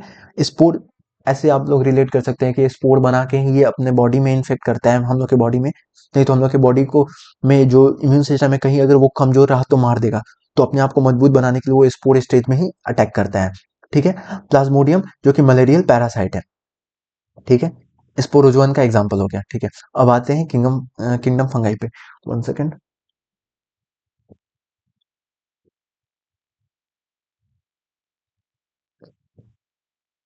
ठीक है। सॉरी। किंगडम फंगाई में सबसे इंपॉर्टेंट बात, कि ये हेटरोट्रॉफिक है, ठीक है, ये हेटरोट्रॉफिक है और यूकारियोटिक है, यानी हम लोग सेल तो हम ही लोग जैसा है, लेकिन यूकारियोट मतलब प्रोकारियोट नहीं है, यूकारियोट है और ये हेटरोट्रॉफिक ऑर्गेनिज्म है, ठीक है। एक यीस्ट को छोड़ दिया जाए जो कि बस विद द, यहाँ पे एक और लाइन लिखा हुआ है, with the exception of east, सारे के सारे मल्टी सेलुलर और या फिलामेंटस होते हैं, ठीक है। इकलौता ईस्ट एक ऐसा फंगी है जो कि यूनिसेलुलर, बाकी सारे के सारे मल्टी सेलुलर है, ठीक है। फिर यहाँ से आप लोग एक्सट्रैक्ट क्या कर सकते हैं, यीस्ट, जो कि ब्रेड और बियर बनाने में, ऐसे आप कंफ्यूज मत हो जाइएगा कि ईस्ट जो है वो ब्रेड और बियर पे ही पाया जाता है, नहीं नहीं, ईस्ट को यूज करके ब्रेड और बियर, जो कि हम लोग 12th क्लास के माइक्रोब्स इन ह्यूमन वेलफेयर में पढ़ेंगे भी, ईस्ट को सैक्रोमाइसिस सेरेवेसियाई बोला जाता है और ईस्ट ब्रेड और बियर बनाने में मदद करता है। पक्सिनिया ये भी एक फंगी है और ये व्हीट रस्ट में पाया जाता है, डिजीज इन व्हीट रस्ट, ठीक है। Puccinia disease in wheat rust में पाया जाता है, पेनिसिलियम से एंटीबायोटिक बनता है, ठीक है। फंगी क्या है, फंगी अपना है हेटरोट्रॉफ है, ठीक है, हेटरोट्रॉफ है। उसके बाद यूनिसेलुलर है और उसके बाद क्या है, कॉस्मोपोलिटन है कि ये कहीं भी पाया जा सकता है, ये प्लांट एनिमल सॉइल वाटर कहीं भी पाया जा सकता है, लेकिन प्रेफर कहाँ करता है, वार्म एंड ह्यूमिड इन्वायरमेंट में प्रेफर करता है अपने आप को, ज्यादातर कि हम वहीं पे पाया जाए, वार्म एंड ह्यूमिड रीजन में ही चाहता है पाया जाए। ईस्ट क्या, मैंने क्या बोला था कि ईस्ट के मात्र ऐसा है फंगी जो यूनिसेलुलर, बाकी सारे मल्टी सेलुलर यानी फिलामेंटस लाइक स्ट्रक्चर है। अब कहा जाता है कि फंगी का जो बॉडी होता है वो उसके पास एक long cylindrical thread like structure होता है जिसको हाइफे बोला जाता है, ये ब्रांच भी हो सकता है, ये आप देख रहे हैं ये ब्रांच भी हो सकता है। Long cylindrical thread like structure होता है जिसको हाइफे कहते हैं और हाइफे का अगर नेटवर्क बन जाए तो उसको माइसेलियम कहते हैं, हाइफे के नेटवर्क को माइसेलियम कहते हैं। अब इस पार्ट पे हम लोग जूम आउट कर रहे हैं, ठीक है, यहाँ पे अगर हम लोग जूम आउट कर रहे हैं, ठीक है, सॉरी जूम इन कर रहे हैं, तो यहाँ पे एक पता चलेगा कि इस स्ट्रक्चर को देख रहे हैं, ये जो लॉन्ग सिलेंड्रिकल ब्रांच स्ट्रक्चर है जिसको हाइफे कह रहे हैं, उसको अगर हम लोग जूम करके देख रहे हैं तो इसमें अलग अलग सेप्टम, सेप्टम मतलब बोल सकते हैं कि कंपार्टमेंट बना हुआ है, ठीक है, अलग अलग कंपार्टमेंट बना हुआ है जिसमें न्यूक्लियस पाया जा रहा है, ठीक है, और ये ब्रांच्ड है, तो जूम करके देख रहे हैं तो ये ब्रांच और सेप्टेट पाया जा रहा है। लेकिन इन सम टाइम यानी कुछ केसेस में ये अनब्रांच्ड होता है और एसेप्टेट होता है, एसेप्टेट होने का मतलब इसके बीच में सेप्टम यानी कंपार्टमेंट नहीं बना होता है, यानी एसेप्टेट मतलब एब्सेंट ऑफ सेप्टम। जैसे हम लोग आप लोग पढ़े होंगे हार्ट के बीच में जो पाया जाता है उसको सेप्टम कहा जाता है, ठीक है, आप उसे याद कर सकते हैं कि इसमें पार्टीशन नहीं यानी एसेप्टेट है, जो सेप्टेट है ये एब्सेंट है, ठीक है, एब्सेंट होने के कारण इसका जो न्यूक्लियस है बहुत ज्यादा हो गया, इसीलिए इसको मल्टी न्यूक्लिएटेड बोला जाता है। और सिनोसाइटिक, सिनोसाइटिक बोल सकते हैं आप ऐसा सेल जिसमें सेप्टेट नहीं है यानी कंपार्टमेंट नहीं है, न्यूक्लियस जो है मल्टी न्यूक्लिएटेड कंडीशन है, उसको सिनोसाइटिक बोलेंगे, ठीक है। तो ऐसे हाइफे को सिनोसाइटिक हाइफे बोलेंगे, ठीक है। उसके बाद काइटिनियस, काइटिनियस और पॉलीसैकेराइड से इनका सेल वॉल बना होता है, ठीक है, ये सैप्रोफाइट होते हैं यानी डेड एंड डिकेइंग मैटर पे अधिकतर ग्रो करते हैं, ठीक है। और कुछ पैरासाइट भी होते हैं, मोस्टली याद रखिए मोस्टली सैप्रोफाइट होते हैं, कुछ पैरासाइट भी होते हैं, और कुछ सिम्बायोंट मतलब एक दूसरे के साथ मिलके म्यूचुअल रिलेशनशिप में भी रहते हैं, जैसे कि लाइकेन अगर एल्गी के साथ है तो लाइकेन, और रूट ऑफ हायर प्लांट जैसे माइकोराइजा, सॉरी पाइनस के रूट के साथ, पाइनस के रूट के साथ फंगी एसोसिएट रहता है, जैसे कि उसको माइकोराइजा कहते हैं, माइकोराइजा। अगर हायर रूट, प्लांट के अगर हायर रूट के साथ अगर फंगी कोलैबोरेट कर रहा है तो उसे माइकोराइजा कहेंगे। लाइकन के साथ, सॉरी फंगी, एल्गी के साथ अगर फंगी कोलैबोरेट कर रहा है तो उसे लाइकन कहेंगे, ठीक है। अब आते हैं इस सारे पार्ट को वापस से हम लोग अपने नोट्स पे चलते हैं। रिप्रोडक्शन इन फंगी किसी भी टाइप से हो सकता है, वेजिटेटिव, एसेक्सुअल, सेक्सुअल रिप्रोडक्शन किसी भी टाइप से हो सकता है। वेजिटेटिव में फ्रेगमेंटेशन, फ्यूजन, बर्डिंग कुछ भी हो सकता है, ठीक है। एसेक्सुअल रिप्रोडक्शन स्पोर से होगा, कैसा spore, asexual spore, S simple है यार, एसेक्सुअल रिप्रोडक्शन एसेक्सुअल स्पोर से होगा, मैंने लिखना भूल गया, सेक्सुअल रिप्रोडक्शन सेक्सुअल स्पोर से होगा। लेकिन सेक्सुअल स्पोर बनेगा कैसे, बाई गैमेट फ्यूज, गैमेट क्या करेगा, दो गैमेट आएगा, हैप्लॉइड गैमेट, दो हैप्लॉइड गैमेट करेगा, फ्यूज होगा तो स्पोर बनेगा, ठीक है। तो वही कहा जा रहा है सेक्सुअल रिप्रोडक्शन गैमेट के थ्रू ही होता है, लेकिन सेक्सुअल स्पोर से होता है, ठीक है। और स्पोर किस में पाया जाता है, फ्रूटिंग बॉडी में, जस्ट अभी मैंने बताया कि फ्रूटिंग बॉडी में स्पोर्स पाए जाते हैं, ठीक है। अब आते हैं सेक्सुअल रिप्रोडक्शन का कुछ कुछ स्टेज दिया हुआ है एनसीईआरटी में, उसको देखते हैं। तीन स्टेज होता है सेक्सुअल रिप्रोडक्शन का, सेक्सुअल साइकिल का तीन स्टेज होता है। सबसे पहले फ्यूजन ऑफ प्रोटोप्लाज्म यानी प्रोटोप्लाज्म का फ्यूजन जिसको प्लाज्मोगैमी कहते हैं, यानी साइटोप्लाज्म का फ्यूजन, यानी प्रोटोप्लाज्म का फ्यूजन बिटवीन गैमेट, दो गैमेट आएगा उसका प्रोटोप्लाज्म फ्यूज कर जाएगा तो उसको प्लाज्मोगैमी कहेंगे। उसका न्यूक्लियस का फ्यूजन होगा जिसको कैरियोगैमी कहेंगे, ठीक है। कैरियो मतलब होता है न्यूक्लियस, ठीक है, जैसे प्रोकारियोट, प्रो मतलब प्रिमिटिव, कैरियो मतलब न्यूक्लियस, यानी प्रिमिटिव न्यूक्लियस उसमें प्रेजेंट है। यूकारियोट मतलब ट्रू होता है, यू मतलब ट्रू होता है, न्यूक्लियस मतलब सॉरी कार्योट मतलब न्यूक्लियस, यूकारियोट मतलब ट्रू न्यूक्लियस। उसी तरह कैरियोगेमी मतलब न्यूक्लियस का यहाँ पे मिलना, ठीक है, फ्यूजन ऑफ न्यूक्लियर कैरियोगेमी। म्यूस उसके बाद जैसे ही न्यूक्लियाई फ्यूज हो जाएगा तो कैरियो, जिसको कैरियोगेमी कहेंगे, उसका दो जाइगोट बन जाएगा। उसके जाइगोट में म्यूसिस करके हैप्लॉइड स्पोर बना लेगा, और हैप्लॉइड स्पोर से फिर से हाइफे बन जाएगा, ठीक है, स्पोर से फिर से हाइफे बन जाएगा, यानी यही साइकिल कंटिन्यू रहेगा। स्पोर से हाइफे बन जाएगा, हाइफे भी हैप्लॉइड होता है, स्पोर हैप्लॉइड है, यानी जाइगोट में आप लोग मियोसिस कर रहे हैं तो हैप्लॉइड स्ट्रक्चर बनेगा ना। तो हैप्लॉइड स्पोर से हम लोग वापस से क्या बना लेंगे, हैप्लॉइड स्पोर से क्या बन जाएगा, हैप्लॉइड हाइफे बन जाएगा। यानी यहाँ पे ये हो गया सेक्सुअल रिप्रोडक्शन का साइकिल हम लोग पढ़ लिया, ठीक है। अब उसके बाद आते हैं गैमेट, तीन टाइप के होते हैं, आइसोगैमस, एनाइसोगैमस, oogamous। इसमें तो नहीं पढ़ना है, ये एक्चुअली पढ़ना है प्लांट किंगडम में, ठीक है, लेकिन मैं यहीं पे बता दे रहा हूँ ताकि आप लोगों को दिक्कत ना हो समझने में। आइसोगैमस जिसका सेम मॉर्फोलॉजी है, ये भी सर्कुलर है, ये भी सर्कुलर है, सेम साइज सेम स्ट्रक्चर, यानी सब कुछ सेम, आइसोगैमस, ठीक है। एनाइसोगैमस का एग्जाम्पल क्या हो सकता है, एनाइसोगैमस का एग्जाम्पल है जिसका डिफरेंट मॉर्फोलॉजी है, ठीक है, मॉर्फोलॉजी डिफरेंट है। और ऊगैमस का भी मॉर्फोलॉजी डिफरेंट है, ये दोनों में मॉर्फोलॉजी जो होता है डिफरेंस होता है, लेकिन ऊगैमस में क्या है, ये थोड़ा एडवांस है, जिसमें एक जो होता है थोड़ा सा बड़ा होता है और नॉन मोटाइल होता है। जैसे हम लोग जो है, हम लोग में जो फीमेल होती है ये ऊगैमस होती है, ठीक है। हम लोग भी मतलब हम लोग ऊगैमस है, हम लोग का ये ये एडवांस फॉर्म ऊगैमस होता है, एडवांस फॉर्म, जिसमें मेल वाला जो होता है स्ट्रक्चर वो मोटाइल होता है, फीमेल वाला होता है जो थोड़ा बड़ा होता है और नॉन मोटाइल होता है। ये बस एडवांस फॉर्म है, लेकिन दोनों में होता है मॉर्फोलॉजी डिफरेंट पाए जाते हैं। अब मोस्ट इंपॉर्टेंट बात फंगी का, जो ये सारे एक ही टेबल में कंप्लीट हो जाएगा, ठीक है, इसी टेबल में पूरा का पूरा कंप्लीट हो जाएगा। ये मैंने ऋषभ सर से पढ़ा हुआ था, तो आप लोग इसको याद कैसे करिएगा। सबसे पहले ये सब पे ध्यान नहीं देना है, ठीक है, ये सब पे बिल्कुल ध्यान नहीं देना है। जैसे जैसे मैं बता रहा हूँ उस तरीके से पढ़ना है। सबसे पहले फंगी को चार टाइप में बांटा गया है, याद कैसे रखेंगे, BADP, bad P, bad P, ठीक है।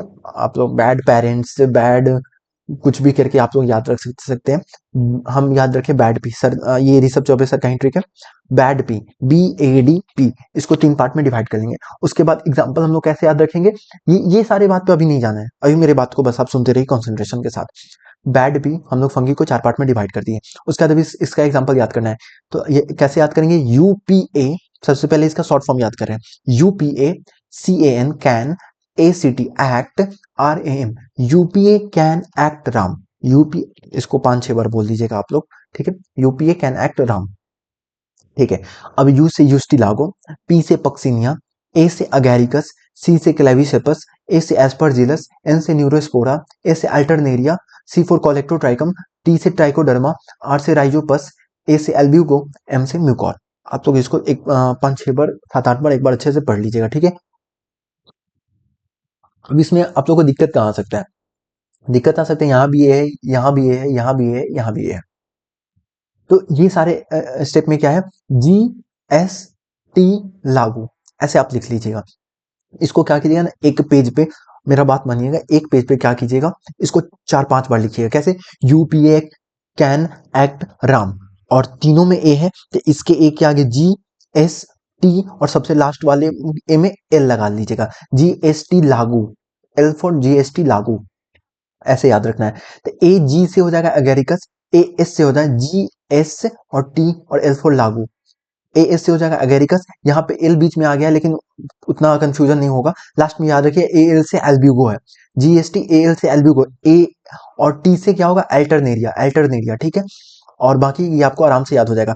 अब आइए, अब यूस्टिलागो को स्मट भी कहा जाता है, पक्सिनिया को रस्ट भी कहा जाता है। अब याद कैसे रहेगा, देखिए यूस्टिलागो, यू के बाद जस्ट एस आ रहा है, तो यूस्टिलागो, यू के बाद जस्ट एस आ रहा है यानी स्मट, पक्सिनिया रस्ट, इसी दोनों में ज्यादा कंफ्यूजन होता है कि ऊपर ऊपर से दो तो याद रहता है कि रस्ट और स्मट है, रस्ट और स्मट है, लेकिन स्मट कौन है, रस्ट कौन है, यही आदमी भूल जाता है। तो यूस्टिलागो स्मट है, ठीक है।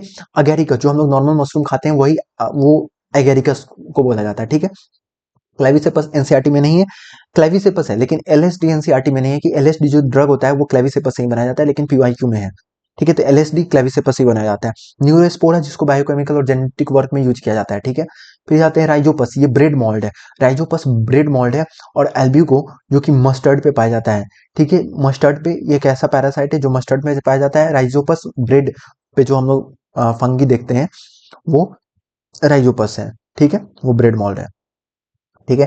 अब आते हैं कुछ एक्स्ट्रा पॉइंट, ठीक है। अब एक्स्ट्रा पॉइंट बेसिडियोमाइसिटिस के बारे में, इसको ब्रैक बी फॉर बेसिडियोमाइसिटिस, ये भी याद करिएगा, इसको बेसिडी इसका भी नाम लिख लीजिएगा, ये नहीं कि बैड पी ही रट के चले गए और बी फोर क्या था, बी फोर क्या था यही याद नहीं है। बी फोर बेसिडियोमाइसिटिस, ए फोर एस्कोमाइसिटिस, डी फोर ड्यूटेरोमाइसिटिस और पी फोर फाइकोमाइसिटिस, ठीक है।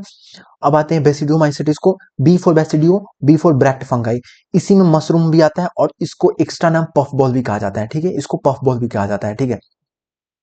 अब उसके बाद ए फोर क्या होता है, ascomycetes, A S C, asco, A S C, A S C से ही आप लोग ए एस सी से सैक बोल सकते हैं, ठीक है। एस्कोमाइसिटिस को सैक फंगाई भी कहा जाता है, ठीक है। अब सैक फंगाई जिसको एस्कोमाइसिटिस भी कहा जाता है, उसी में बचा हुआ जितना आपको एक्स्ट्रा याद है, पेनिसिलियम भी हम लोग पढ़े हुए थे स्टार्टिंग में, ईस्ट भी पढ़े हुए हैं, ये दोनों इसी में आ जाता है। साथ में मॉडल एंड ट्रफल एक ऐसा फंगाई है जो इडिबल है, बस मॉडल एंड ट्रफल जो कि इडिबल है, वो भी एस्कोमाइसिटिस यानी सैक फंगाई में ही पाया जाता है, ठीक है। एस्कोमाइसिटिस में एक एक्स्ट्रा पॉइंट दिया हुआ है कि ये कॉप्रोफिलस होता है, यानी डंक पे, काउ डंक, बफेलो डंक, किसी भी की डंक पे पाया जाता है, यानी कॉप्रोफिलस है, ठीक है। अब ड्यूटेरोमाइसिटिस को इम्परफेक्ट टाइप फंगाई भी कहते हैं क्योंकि उसमें सेक्सुअल रिप्रोडक्शन नहीं होता है, इसलिए उसको इम्परफेक्ट फंगी कहते हैं, ठीक है। और फाइकोमाइसिटिस का एक्स्ट्रा बात क्या है कि मॉइस्ट प्लेस, वार्म प्लेस पे तो सब पाए जाना चाहते हैं, लेकिन ये ऑब्लिकेट पैरासाइट है, ऑब्लिकेट मतलब एकदम नेसेसरी है, ये अगर प्लांट के साथ अगर या तो मॉइस्ट प्लेस में पाए जाएंगे, नहीं तो प्लांट के साथ अगर पाए जाएंगे तो ये बिल्कुल, अगर प्लांट से इसको अलग किया जाएगा तो ये मर जाएंगे, यानी ऑब्लिकेट पैरासाइट की तरफ क्वेश्चन आ सकता है, और ऑब्लिकेट पैरासाइट की तरफ कौन एक्ट करता है, तो फाइकोमाइसिटिस, ठीक है। अब यहाँ पे एक ये वाला बात छूट रहा है जिसपे हम लोग वापस से आएंगे, ठीक है। अब उससे पहले हम लोग यहाँ पे एक और बात देख लेते हैं कि एस्को बेसिडियोमाइसिटिस और एस्कोमाइसिटिस, बेसिडियोमाइसिटिस एस्कोमाइसिटिस का जो डाइकैरियोन फेज होता है, ठीक है, इसमें एक डाइकैरियोन फेज पाया जाता है, उसमें क्या होता है, इन विच कैरियोगामी अकर लेट, यानी ये जो कैरियोगामी जो कि फ्यूजन ऑफ न्यूक्लियस हो रहा था, ये बेसिडियोमाइसिटिस और एस्कोमाइसिटिस में थोड़ा लेट होता है, यानी दोनों का साइटोप्लाज्म तो फ्यूज हो जाता है, लेकिन न्यूक्लियस जो होता है वो फ्यूज नहीं होता है, एन प्लस एन में रहता है, यानी उसी को डाइकैरियोन फेज होते हैं, उसका जो न्यूक्लियस जो फ्यूज होता है वो लेट होता है, कुछ दिन बाद होता है, तो उसी को डाइकैरियोन फेज कहते हैं, ठीक है। अब बेसिडियोमाइसिटिस का जो डाइकैरियोन फेज है, डाइकैरियोन फेज ऑफ बेसिडियोमाइसिटिस, उसको बेसिडियम कहा जाता है, ठीक है। बेसिडियम किसको कहा जाता है, तो बेसिडियोमाइसिटिस का जो डाइकैरियोन फेज है उसी को बेसिडियम कहा जाता है, ठीक है। तो सारा एक्स्ट्रा पॉइंट यहाँ पे कवर हो गया है अप्रोक्स। अब हम लोग आते हैं इस बात पे कि एक्चुअली फंगाई को हम लोग चार पार्ट में तो BADP में डिवाइड कर दिए, लेकिन वो किस बेसिस पे किए, तो माइसेलियम, स्पोर और फ्रूटिंग बॉडी, FB से फ्रूटिंग बॉडी, ये आप लोग अपने अपने नोट्स में अगर प्रिंट आउट कराना चाहें तो करके लिख लीजिएगा, या फिर अगर नोट करना चाहें तो लिख लीजिएगा, मैं शॉर्ट फॉर्म में ही लिखा हूँ, ठीक है। माइसेलियम, स्पोर और फ्रूटिंग बॉडी के, याद रखिए इसी यही तीनों के बेसिस पे फंगी को चार पार्ट में डिवाइड किया गया है, ठीक है, याद रखना है। तो माइसेलियम इसमें क्या है, ब्रांच्ड एंड सेप्टेट पाया जाता है, ठीक है, सब में ब्रांच सेप्टेट, ब्रांच सेप्टेट, तो इसका स्ट्रक्चर आपको याद होगा, ब्रांच ब्रांच्ड सेप्टेट ऐसा होता है, ठीक है, तो सारे में ऐसा पाया जाएगा, लेकिन अनब्रांच्ड एसेप्टेट इकलौता ऐसा है जिसको पी यानी लास्ट वाले में पाया जाएगा, अनब्रांच्ड एसेप्टेट, जिसको सिनोसाइटिक भी हम लोग कह सकते हैं, ठीक है। तो याद कैसे करना है, माइसेलियम जो है सब में BS एक लास्ट में है, BS क्या उल्टा है, अनब्रांच्ड और एसेप्टेट है, ब्रांच सेप्टेट सब में, लास्ट वाले में अनब्रांच्ड एसेप्टेट, जिसको सिनोसाइटिक कंडीशन भी कहते हैं। एसेक्सुअल स्पोर सबसे पहले में ही अब्सेंट है, याद रखना है, एसेक्सुअल स्पोर सबसे पहले में ही अब्सेंट है। कोनिडिया, कोनिडिया लगातार दो में कोनिडिया है, उसके बाद जू स्पोर एंड ए प्लानोस्पोर, जू स्पोर और ए प्लानोस्पोर है, ठीक है। एसेक्सुअल स्पोर का ASS एसेक्सुअल स्पोर मतलब है, और सेक्सुअल स्पोर इसमें पाया जाता है कौन सा, तो बेसिडियोमाइसिटिस में बेसिडियो स्पोर, एस्कोमाइसिटिस में एस्को स्पोर, और यही सेक्सुअल स्पोर इसमें पाया ही नहीं जाता है, किसमें, ड्यूटेरोमाइसिटिस में, ठीक है। ड्यूटेरोमाइसिटिस में एसेक्सुअल स्पोर नहीं पाया जाता है, यानी इसमें सेक्सुअल रिप्रोडक्शन ही नहीं होता है, इसलिए इसको इम्परफेक्ट टाइप फंगाई कहते हैं, ठीक है। और फाइकोमाइटिसिस में सेक्सुअल स्पोर को ऊ स्पोर और जाइगो स्पोर याद रख सकते हैं कि सेक्सुअल स्पोर का बात हो रहा है, यानी सेक्सुअल रिप्रोडक्शन का बात हो रहा है, तो हम लोग में ऊ साइट ही ना पाया जाता है, फिर जाइगोट ही ना बनता है, ये सब सेक्सुअल रिप्रोडक्शन में ही ना होता है, तो ऊ स्पोर और जाइगो स्पोर ये सेक्सुअल स्पोर ही को ही कहा जाता है, ठीक है। और IAO, IAO किस चीज का टाइप होता है, मैंने इसका शॉर्ट फॉर्म लिखा है IAO, यानी ये गैमिट का टाइप होते हैं, ठीक है, ये गैमिट का टाइप होते हैं। तो गैमिट बनते कैसे हैं, सॉरी, स्पोर बनते कैसे, गैमिट को फ्यूज करके स्पोर बनते हैं। यानी यहाँ पे आप लोग को याद रखना है, ऊ स्पोर या जाइगो स्पोर जो कि सेक्सुअल स्पोर है, ये कैसे बनेगा, गैमिट को फ्यूज करके। और गैमिट किस टाइप का हो सकते हैं, किसमें, फाइकोमाइसिटीज में आइसो, एन आइसो और ऊ गैमस, ये तीनों टाइप के गैमेट इसमें पाए जा सकते हैं। और गैमेट फ्यूज करके क्या बनाएंगे, स्पोर बनाएंगे, ठीक है, नॉर्मल सी बात है, ठीक है। अब आते हैं fruiting body, basidio carp, basidiomycetes का फ्रूटिंग बॉडी को बेसिडियो कार्प कहा जाता है, इसको एस्को कार्प, और इसमें फ्रूटिंग बॉडी एब्सेंट हो जाता है, और इसमें भी फ्रूटिंग बॉडी एब्सेंट हो जाता है, ठीक है। तो आपको यहाँ पे याद रखना होगा कि लगातार दो में, यानी बी ए में पाया जाता है, डीपी में नहीं पाया जाता है। इसको भी, यानी एकदम छोटा सा टेबल है, अभी आप लोग को पहली बार देख रहे होंगे तो आप लोग को मुश्किल लग रहा होगा, लेकिन एकदम छोटा सा, UPA can act Ram, BADP, और उसके बाद mycelium spore and floating body, इसको आप लोग अप्रोक्स नहीं भी तो 7 से 8 बार लिखिएगा प्लीज, 7 से 8 बार, ताकि आप लोग को याद होगा। बी एस लास्ट में अनब्रांच्ड एसेप्टेड, ठीक है। एसेक्सुअल स्पोर सबसे पहले वाले में एब्सेंट होगा, बाकी कोनिडिया, कोनिडिया, जू स्पोर, ए प्लानोस्पोर, ठीक है।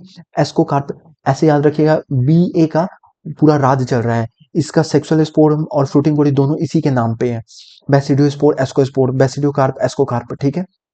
एक इंपॉर्टेंट लाइन यहाँ पे लिखा हुआ है बेसिडियो स्पोर के बारे में कि बेसिडियो माइसिटिस में सेक्सुअल ऑर्गन एब्सेंट होते हैं, ठीक है। तो स्पोर बनेगा कैसे, स्पोर गैमेट का फ्यूज करके होता है, गैमेट को फ्यूज करके स्पोर बनते हैं, लेकिन इसमें सेक्सुअल ऑर्गन ही प्रेजेंट नहीं है, तो गैमेट ही नहीं बनेगा। तो नॉर्मल सोमैटिक सेल जो होता है उसके फ्यूजन से बेसिडियो स्पोर बन जाता है, ठीक है। और यहाँ पे ड्यूटेरोमाइसिटिस में सेक्सुअल स्पोर तो एब्सेंट ही होता है, क्योंकि इसीलिए हम इम्परफेक्ट है, और ये फ्लोटिंग बॉडी में एब्सेंट होता है, और इसमें भी ये एब्सेंट होता है। तो याद रखना है, यहाँ पे एब्सेंट है, यहाँ पे एब्सेंट है, इसको ऐसे इस माइंड में स्ट्रक्चर बना लीजिएगा, ठीक है। ये फिर से यहाँ पे एब्सेंट, और फिर यहाँ पे लास्ट में यहाँ पे एब्सेंट, ठीक है। तो ये सब जगह पे एब्सेंट होगा, ठीक है। अब यहाँ पे एनसीईआरटी में लिखा हुआ है जू स्पोर और ए प्लानोस्पोर। जू स्पोर याद रखिएगा, जू यानी थोड़ा नहीं लग रहा है कि ये घूम सकता है, जू है, जू में हम लोग घूमते हैं, तो ये मोटाइल है। और ए प्लानो मतलब ए फॉर एब्सेंट होता है, तो याद रखिए ये नॉन मोटाइल है, ठीक है।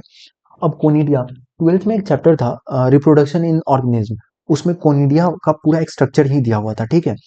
कोनिडिया को अच्छे तरीके से पढ़ना था, ठीक है।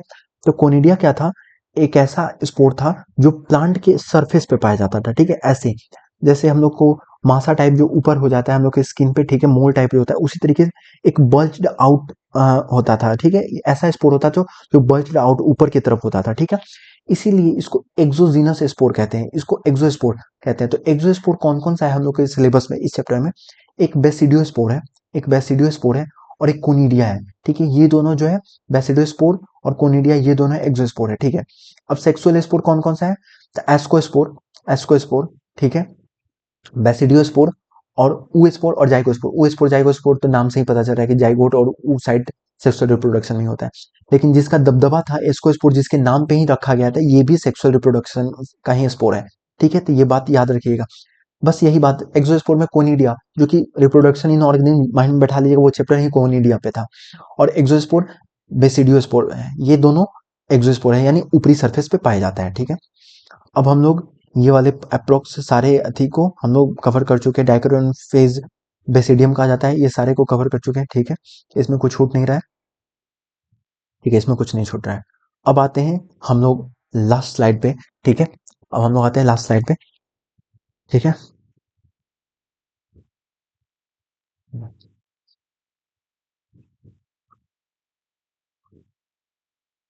किंगडम प्लांटिंग, ठीक है। हम लोग किससे, मोनेरा पढ़ लिए, प्रोटिस्टा पढ़ लिए, फंगी पढ़ लिए, मात्र 2 किंगडम और बचा हुआ है, प्लांटिंग और एनिमिलिया। प्लांटिंग को और एनिमिलिया को हम लोग को सेपरेट सेपरेट चैप्टर है, एनसीईआरटी कहते हैं, हम लोग उसमें पढ़ेंगे, लेकिन कुछ बेसिक बात, जैसे इंसेक्टिवोरस प्लांट, जैसे ब्लैडर वुड और वेनस फ्लाईट्रैप का एग्जांपल दिया हुआ है, जो कि एक प्लांट ही है, इसलिए एग्जांपल दिया हुआ है ये। और एक पैरासाइट, प्लांट होके भी ये पैरासाइट है, वो कसकुट्टा एक एग्जांपल है। देखिए, प्लांट होके भी इंसेक्टिवोरस है, 2 example, bladderwort, Venus flytrap, parasite, Cuscuta. और एक और पॉइंट लिखा हुआ है एनसीईआरटी में, ये वापस से विपिन सर का नोट्स है। देखिए मैंने बताया था कि जो जहाँ से हमको अच्छा मिलेगा वहां से एक्सट्रैक्ट करेंगे। स्टार्टिंग का पोर्शन सबसे अच्छा एनसीईआरटी से था, तो वो मैंने उसको एक्सट्रैक्ट करके मैंने अपना नोट्स बनाया। बीच का पोर्शन ऋषभ सर का था, तो वो मैंने डाला। फिर यहाँ का विपिन सर का अच्छा था, तो मैंने यहाँ से वापस से डाला। ठीक है, तो प्लांटेई में एक अल्टरनेशन ऑफ जनरेशन पाया जाता है। आप याद रखिएगा, आपको बहुत काम आएगा जब आप प्लांट किंगडम पहली बार पढ़ रहे होइएगा। स्पोरोफाइट, स्पोरोफाइट जो होता है वो डिप्लॉयड होता है प्लांट के केस में, और गैमीटोफाइट जो होता है वो हैप्लॉयड होता है। गैमीटोफाइट यानी जो गैमिट बनाएगा, गैमिट हैप्लॉयड होता है, तो स्पोरोफाइट जो गैमिट बनाएगा, गैमीटोफाइट जो गैमिट बनाएगा, स्पोरोफाइट जो स्पोर बनाएगा प्लांट के केस में। तो स्पोरोफाइट डिप्लॉयड होता है, गैमेटोफाइट हैप्लॉयड होता है। ठीक है, गैमेटोफाइट हैप्लॉयड होता है। तो प्लांट में कुछ कुछ ऐसा प्लांट है जिसका आधा लाइफ साइकिल गैमेटोफाइट और आधा लाइफ साइकिल स्पोरोफाइट दोनों पे चलता है। तो आधा जनरेशन इसमें, आधा जनरेशन स्पोरोफाइट, आधा जनरेशन गैमेटोफाइट इसमें होते रहता है। ठीक है, इसी को अल्टरनेशन ऑफ जनरेशन का कॉन्सेप्ट कहा जाता है। आप लोग प्लांटिंग में पढ़िएगा तो समझ जाइएगा। ठीक है, अब आते हैं किंगडम एनिमिलिया पे। उसके पास डिफिनिट ग्रोथ पैटर्न होते हैं, स्टोर फूड को ग्लाइकोजन की तरह करता है, और फैट की तरह पे न्यूट्रिशन जो होता है होलोजोइक होता है, यानी पूरा का पूरा खाना को अपने अंदर इनगल्फ करता है, फिर डाइजेस्ट करता है। होलोजोइक मतलब पहले हम लोग इंजेस्ट करते हैं, पहले अंदर लेते हैं फिर डाइजेस्ट करते हैं, उसी को होलोजोइक कहते हैं। ठीक है, अब कुछ इंपॉर्टेंट बात है, जैसे कि वायरस, वायरोइड और प्रायोन, लाइकेन, ये कुछ ऐसे हैं जिनको पूरे क्लासिफिकेशन में कहीं पे भी जगह नहीं मिला। ठीक है, पूरे क्लासिफिकेशन में इनको कहीं भी जगह नहीं मिला, तो इसको हम लोग साइड से पढ़ते हैं। क्यों जगह नहीं मिला? क्योंकि वायरस को देखिए ना, ये एक नॉन सेलुलर स्ट्रक्चर, ये सेल ही नहीं है। अगर आप लाइकेन को देखिएगा तो ये एक एसोसिएशन है फंगी और एल्गी के बीच में, ये कोई अलग से ऑर्गेनिज्म नहीं है, एक एसोसिएशन है, तो इनको जगह देने का कोई मतलब भी नहीं था। ठीक है, तब हम लोग आते हैं वायरस पे। वायरस जो है ऑब्लिगेट पैरासाइट है। ठीक है, ऑब्लिगेट पैरासाइट है, इसको आप लोग याद रखिएगा। ठीक है, ये जो ऑब्लिगेट पैरासाइट है, और ये इनर्ट है और क्रिस्टलाइन स्ट्रक्चर है। ठीक है, ऑब्लिगेट पैरासाइट है, यानी ये बिना किसी सेल की मदद से ये जिंदा नहीं रह सकता है। ठीक है, ये जिंदा नहीं रहेगा, ये एसेलुलर होगा। इसको जब सेल कोई मिल जाएगा, आउटसाइड होस्ट सेल बन जाएगा, तो ही ये इनर्ट, नहीं तो बाहर ये इनर्ट रहेगा। ये बाहर अगर अकेला है तो वो इनर्ट है, वो उसको पैरासाइट का बहुत से बहुत जरूरत है उसको जिंदा होने के लिए, ऐसे समझ सकते हैं आप। ठीक है, तो वो होस्ट के अगर आउटसाइड रहेगा, होस्ट सेल के अगर बाहर रहेगा तो इनर्ट रहेगा, उसको अपना मशीनरी एक्टिव करने के लिए होस्ट सेल में अंदर आना ही पड़ना होता है, इन्फेक्ट करना ही होता है। 3 साइंटिस्ट का नाम है वायरस से रिलेटेड, आप लोग को याद रखना होगा। इवानोस्की, जो कि वायरस को डिस्कवर किए थे as a casual organism, tobacco mosaic virus, sorry disease के रूप में। टोबैको का एक प्लांट था जिसको डिजीज हुआ था, टोबैको मोजाइक डिजीज, उसको ये डिस्कवर किया था। अच्छा, इसको जो डिजीज हुआ है एक ऑर्गेनिज्म के, कैजुअल ऑर्गेनिज्म से हुआ है, तो ऐसे डिस्कवर हो गया था वायरस, लेकिन वो नाम नहीं दिए थे। नाम कौन दिए थे? बेजर्निक। ठीक है, बेजर्निक नाम दिए थे। ठीक है, और स्टैनले जो है वो क्रिस्टलाइज, वायरस को क्रिस्टलाइज किए थे। ठीक है, और stated that it's crystal are largely protein, उसका जो क्रिस्टल है उसके पास बहुत ज्यादा प्रोटीन है। ठीक है, बेजर्निक एक और बोले थे, कॉन्टेजियम वाइवम फ्लूइडम। ठीक है, कि one infect plant can harm healthy plant, यानी जो एक प्लांट, एक हेल्दी प्लांट को एक इन्फेक्शियस प्लांट जो इन्फेक्ट कर दे रहा है, उसके अंदर एक फ्लूइड लाइक स्ट्रक्चर है जो कि कॉन्टेमिनेट कर रहा है प्लांट को, यानी उसको वायरस ये नाम दिए, कॉन्टेजियम वाइवम फ्लूइडम। ठीक है, एक फ्लूइड है जिसका नाम वायरस है जो कि कॉन्टेमिनेट कर रहा है, ऐसे आप नाम देख के समझ सकते हैं। ठीक है, अब आते हैं इसको याद कैसे रखेंगे। इसको ना मैंने जैसे याद रखा था, मैंने ए से इवानोस्की को एनोस्की, इवानोस्की को एनोस्की आप लोग पढ़िए। ठीक है, बेजर्निक को बेजर्निक, स्टैनले को स्टैनले। तो पहले ए फिर बाद में बी, तो पहले इवानोस्की आ रहा है तो पहले डिस्कवर हुआ होगा एज अ कैजुअल ऑर्गेनिज्म। ठीक है, फिर बाद में बी आ रहा है तो बी ने उनका नामकरण किया। ठीक है, एनकॉन्टाइजम फ्यूवम वाइवम एंड फ्लूइडम, ये भी एक स्टेटमेंट दिए थे। फिर स्टैनले, क्रिस्टल, STAL, तो STA दोनों में मिल रहा है, तो क्रिस्टल और स्टैनली सिमिलर है, तो वायरस को क्रिस्टलाइज कौन किया था? स्टैनली ने। अब आते हैं वायरस के बात पे, कि वायरस जो है न्यूक्लियर, उसके पास में कुछ आरएनए डीएनए वाला प्रोटीन, आरएनए डीएनए वाला भी पार्ट होता है और एक प्रोटीनियस पार्ट भी होता है जो कि नॉन इन्फेक्शियस होता है। प्रोटीन वाला पार्ट जो कि बाहर पाया जाता है, आपको बैक्टीरियोफेज का स्ट्रक्चर याद होगा, जो कि ये बाहर पाया जा रहा है, ये प्रोटीन वाला पार्ट है जो कि नॉन इन्फेक्टियस है। ठीक है, ये कैप्सिड से मिलकर बना हुआ है। ठीक है, ऑफ कैप्सोमियर, बहुत सारा यूनिट जिसको कैप्सोमियर बोला जाता है, बहुत सारा कैप्सोमियर मिलके कैप्सिड बनाता है, ठीक है। जैसे आप एक टोबैको मोजाइक वायरस एनसीईआरटी में एक सर्कुलर राउंड में स्पाइरल शेप में दिया हुआ है, वो टोबैको मोजाइक वायरस, ये बैक्टीरियोफेज, ठीक है। तो न्यूक्लियो पार्ट यानी आरएनए और डीएनए वाला पार्ट जो होता है वो प्रोटीन जो कि नॉन इन्फेक्शियस है उसके अंदर पाया जाता है, ठीक है, डीएनए वाला पार्ट और आरएनए वाला पार्ट। तो वायरस अलग अलग टाइप के हो सकते हैं, कुछ वायरस में डीएनए पाया जाता है, कुछ वायरस में आरएनए पाया जाता है, ठीक है। अलग अलग टाइप के वायरस होते हैं। बैक्टीरियोफेज जो कि बैक्टीरिया को इन्फेक्ट करता है, उस वायरस में डबल स्टैंडर्ड डीएनए पाया जाता है। और वैसा वायरस जो प्लांट को इन्फेक्ट करे, जो प्लांट को इन्फेक्ट करेगा, वैसा वायरस के अंदर सिंगल स्टैंडर्ड आरएनए पाया जाता है, ठीक है। तो ये दोनों में तो कोई दिक्कत नहीं थी, लेकिन आपको यहाँ पे दिक्कत यहाँ पे आएगी कि वायरस जो एनिमल को इन्फेक्ट करते हैं उसमें single and double standard RNA यानी डबल स्टैंडर्ड आरएनए भी पाया जाता है, ठीक है। और डबल स्टैंडर्ड डीएनए यानी जितने भी टाइप के आरएनए डीएनए, डीएनए कभी भी सिंगल नहीं हो सकता है, ये याद रखिएगा। अगर डीएनए सिंगल होगा, अगर डीएनए सिंगल होगा तो वो आरएनए की हो जाएगा, ठीक है। यानी डीएनए कभी भी सिंगल नहीं होता है, ठीक है। तो डबल स्टैंडर्ड डीएनए आप लोग को पता था, सिंगल स्टैंडर्ड आरएनए पता था, डबल स्टैंडर्ड डीएनए पता था, लेकिन यहाँ पे और फिर से सिंगल स्टैंडर्ड आरएनए भी पता था, लेकिन डबल स्टैंडर्ड आरएनए एक नया आया जो कि एनिमल को इन्फेक्ट कर सकता है, यानी एनिमल को ये तीनों टाइप इन्फेक्ट कर सकता है, ठीक है।